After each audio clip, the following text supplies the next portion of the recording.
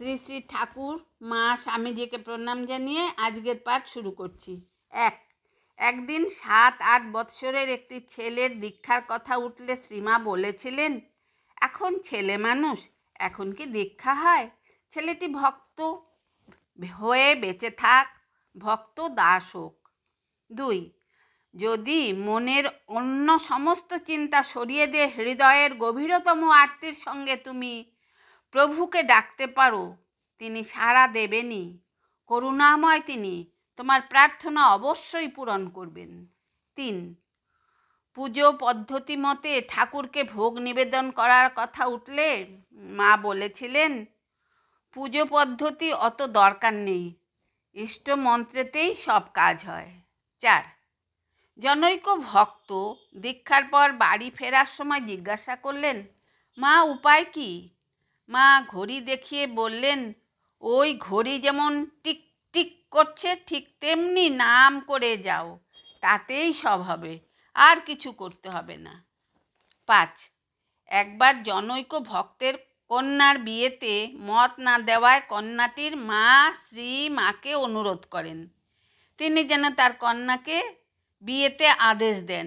শ্রীমা উত্তরে বলেন, সারা জীবন পরের দাসত্ব করা, পরের মন জোগানো, এ কি কম কষ্টের কথা? 6, যারা একাধারে স্বামী অন্যধারে ছেলে নিয়ে সংসার, তাদের সেবা করেও তাকে ডাকতে পারা, তারা নিশ্চয়ই তার দেখা পাবে।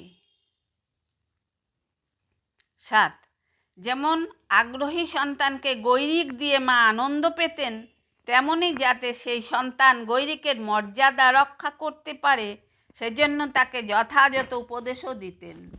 8, একবার জনৈক ডাক্তারের স্ত্রী প্রণাম আনতে প্রার্থনা করলেন, মা আশীর্বাদ করুন, আপনাদের ছেলের যাতে উপায় হয়। শ্রীমা তার দিকে তাকিয়ে দৃঢ়ভাবে বললেন, বৌমা, এমন আশীর্বাদ করব আমি? লোকের অসুখ হোক, কষ্ট পাক, তা তো আমি পারবো না মা, সব ভালো থাকুক, জগতের মঙ্গল হোক। 9, নম্রতার প্রতিমূর্তি শ্রীমা নিজেকে ঠাকুরের পদাশ্রিতা বলেই জানতেন এবং সকলের মনে ওই ভাবই দৃঢ়াঙ্কিত করে দিতেন। দীক্ষা প্রদানের পর তিনি ঠাকুরকে দেখিয়ে বলতেন, ওই উনিই গুরু। 10, বরিশালের সুরেন্দ্রনাথ রায় যক্ষায় আক্রান্ত হন, জীবনের আশা নেই, তবে মৃত্যুর পূর্বে একবার শ্রীমাকে দেখার স্বাদ হয় এবং পত্র পাঠান। তখন শ্রীমা নিজের একখানি ফটো ও 1 বছরের বাঁধানো উদ্বোধন পাঠিয়ে দিয়ে পত্রোত্তরে জানান যে তার পক্ষে অত দূর যাওয়া সম্ভব নয়, তবে ভয় নেই, অসুখ সেরে যাবে। সুরেন্দ্রনাথ যেন ফটোখানা দেখেন ও উদ্বোধন পাঠ করেন। আসন্ন মৃত্যু রোগী ফটোর মধ্যেই শ্রীমাকে পেলেন, রোগ ক্রমে সেরে যায়। আজ এখানেই শেষ করছি। আপনারা সবাই আমার নমস্কার জানবেন, ভালো থাকবেন, সুস্থ থাকবেন।